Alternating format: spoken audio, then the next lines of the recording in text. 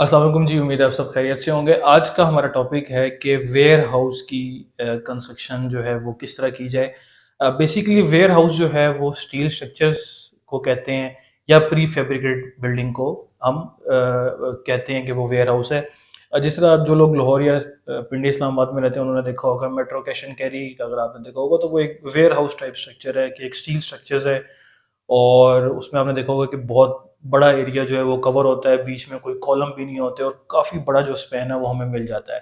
इसके अलावा काफ़ी बड़ा एरिया जो है वो कवर होता है, बजाय इसके कि आप खुदाइयाँ करें, कॉलम खड़े करें, छतें डालें।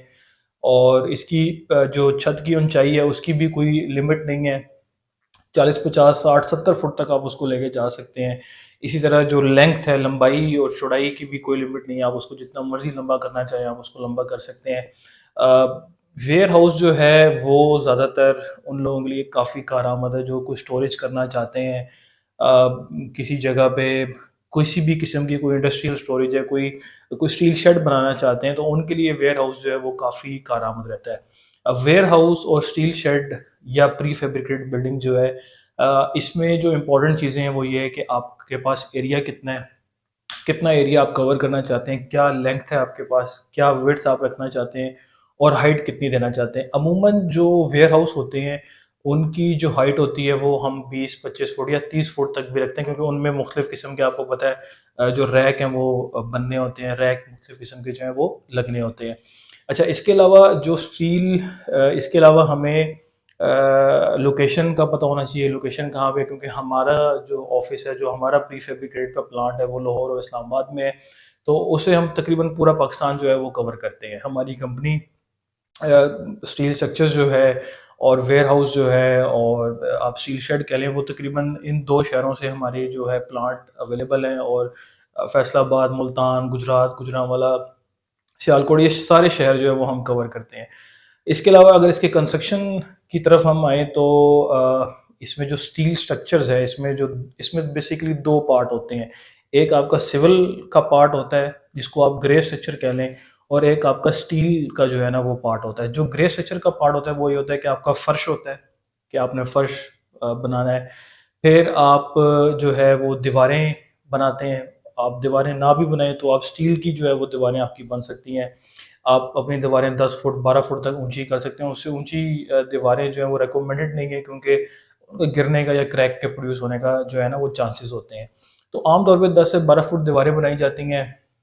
आप दीवारों के दरमियान कंक्रीट के कॉलम भी खड़े कर सकते हैं। अगर आप कॉलम नहीं खड़ा करना चाहते तो हम स्टील के जो कॉलम है जिस पे आपकी छत का लोड आना है वो हम नीचे से ज़मीन से जो है वो भी खड़े कर सकते हैं। इसके अलावा आपने पानी, बिजली की पाइपिंग शाइपिंग जो है वो सारी करनी है।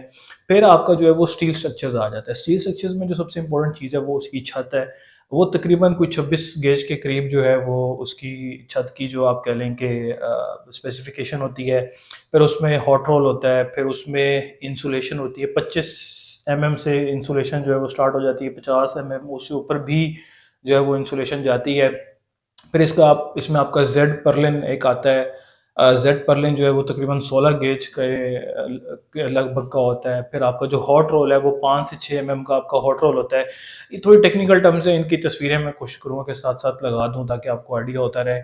और जो छत है उसकी तकरीबन कुछ 26 गेज की जो है वो आपकी छत होती है। तो इसमें हमारी तरफ से जो कोटेशन रिक्वायरमेंट होती है क्लाइंट के लिए, वो ये होती है कि वो आप हमें लंबाई चौड़ाई बताएं, हाइट वो कितनी रखना चाहते हैं। या आम तौर पे वेयर हाउस की हाइट 30 35 फुट तक रखी जाती है। और इसका जो है तकरीबन 10 फुट या 12 फुट तक कह लें कि दीवारें होती हैं। और उससे ऊपर जो है वो सारा स्टील का जो है ना वो स्ट्रक्चर आता है। आप 25 फुट भी हाइट रख सकते हैं, 20 फुट भी हाइट रख सकते हैं, ये टोटली आप पे डिपेंड करता है। तो होता इस तरह के दोनों चीज़ें, अगेन मैंने आपको बताया कि हम कॉलम जो है वो बना सकते हैं, लोहे के स्टील के कॉलम भी आपके हो सकते हैं, और स्टील की कॉलम के ऊपर हम आपकी स्टील की जो चादर की छत है वो हम डाल दें। या आप कंक्रीट के कॉलम भी बना सकते हैं, ठीक है, और उसके ऊपर हम अपना स्टील स्ट्रक्चर्स खड़ा कर सकते हैं। इसके अलावा आप चुनाई पूरी हमें बना के दे सकते हैं, और चुनाई के ऊपर भी हम आपका स्टील स्ट्रक्चर जो है वो खड़ा कर सकते हैं। देखना पड़ेगा कि कॉलम पे लोड डिवाइड हो रहा है कि किस पे लोड डिवाइड हो रहा है। तो अगर आप हमें कंपनी को इंगेज करना चाहते हैं तो सिविल के काम करने से पहले आपने हमारी कंपनी को इंगेज करना है। جس میں ہم سول کی بھی مکمل سروسز پرووائڈ کرتے ہیں، ہم اسٹیل اسٹرکچرس کی بھی مکمل سروسز پرووائڈ کرتے ہیں، اور اس میں اس کا جو ریٹ ہے تقریباً ابھی مئی کا مہینہ چل رہا ہے، آپ سمجھ لیں اپریل مئی کا مہینہ ہے 2023 میں، تو اس کا تقریباً جو ریٹ ہے وہ آپ کو 700 سے 800 روپے پر اسکوائر فٹ کے درمیان ویری کرتا ہے. اس سے اوپر بھی ہو سکتا ہے، اس سے نیچے بھی جا سکتا ہے، ڈپینڈنگ آن کہ آپ کا لوکیشن کتنی ہے. جتنا بڑا ایریا ہوتا ہے اتنا ریٹ جو ہے وہ کم ہو جاتا ہے. تو آپ تقریباً 700-800 روپے تک کا جو پر اسکوائر فٹ کا بجٹ ہے وہ رکھیں. اس میں صرف آپ کا چھت کا جو اسٹیل کا پورشن ہے وہ شامل ہے، ٹھیک ہے. نیچے والا سول ورک جس میں آپ کی باؤنڈری وال، یعنی جسے وال کہہ لیں یا کنکریٹ کے کالم کہہ لیں یا کچا فلورنگ کہہ لیں یا جس طرح کی بھی آپ فلورنگ کرنا چاہتے ہیں، وہ اس میں بالکل شامل نہیں ہے. جو صرف آپ کی اسٹیل کی چھت آتی ہے اور جو آپ کے کہہ لیں کہ کالمز آئیں گے اسٹیل کے، تو ان کا جو ریٹ ہے وہ تقریباً 700-800 روپے پر اسکوائر فٹ کے قریب ہے. اگر آپ گرے کو بھی شامل کر لیں تو تقریباً 1700-1800 روپے پر اسکوائر فٹ کا آپ کو ایک مکمل ویئر ہاؤس کا جو ہے نا وہ بجٹ رکھنا پڑے گا. یہ جو قیمتیں ہیں یہ اپریل مئی 2023 کے حوالے سے ہیں. ہو سکتا ہے جب آپ ویڈیو دیکھ رہے ہوں تو قیمتیں بڑھ سکتی ہیں، کم بھی ہو سکتی ہیں. دونوں چیزیں پاکستان میں آپ کو پتہ ہے کہ ہو جاتی ہیں.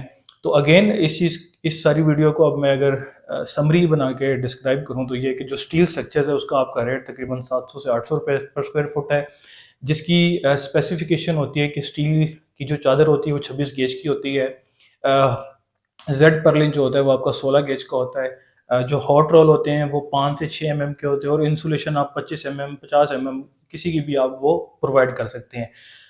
ہمیں آپ کی طرف سے جو چیزیں ریکوائرڈ ہیں وہ یہ ہے کہ سائٹ کی تصویریں یا ویڈیوز آپ ہمیں واٹس ایپ کر دیں. آپ کی لمبائی اور چوڑائی آپ کتنی رکھنا چاہتے ہیں اور ہائٹ کتنی رکھنا چاہتے ہیں، اور آپ بلڈنگ کس مقصد کے لیے یوز کرنا چاہتے ہیں، تاکہ ہماری ٹیم آپ کو ایک ٹیکنیکلی جو ہے وہ گائیڈ بھی کر دے ہوگا. تو واٹس ایپ آپ یہ ساری چیزیں اگر آپ ہمیں واٹس ایپ پہ بھیجیں گے، اپنی لوکیشن بھی بتائیں گے، تو ہم آپ کو مکمل ریٹ ایک تفصیل کے ساتھ جو ہے وہ سینڈ کر دیں گے.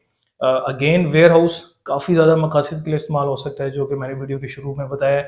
تو یہ تقریباً آپ سمجھ لیں کہ 2 سے 3 مہینے لگتے ہیں. اگر آپ کہیں کہ 2-3 کنال پہ اگر آپ نے اس کی کنسٹرکشن کرنی ہے تو 2 سے 3 مہینے میں اسٹیل کا اسٹرکچر تیار ہو جاتا ہے، اور تقریباً 1 مہینے کے اندر اس کا جو گرے کا کام ہے وہ مکمل ہو جاتا ہے. تو یہ اس کا ٹائم فریم ہے جو کہ بہت جلدی ہے بنسبت اس کے کہ آپ کالم اور بیم کا اسٹرکچر بنائیں گے تو وہ کافی لمبا پروسیجر، اس کی کاسٹ بھی کافی زیادہ ہے. وہ تو آپ کو 2600 سے 3000 روپے پر اسکوائر فٹ تک پڑے گا. تو یہ کافی ایک اکنامیکل ہے اور کافی ایفیشینٹ میتھڈ ہے، اور ہماری کمپنی جو ہے اس کی کمپلیٹ سروسز پرووائڈ کری ہے. مزید معلومات کے لیے آپ ہمارے واٹس ایپ نمبر پہ اور فیس بک وغیرہ، انسٹاگرام، یوٹیوب وغیرہ پہ رابطہ کر سکتے ہیں. بہت شکریہ.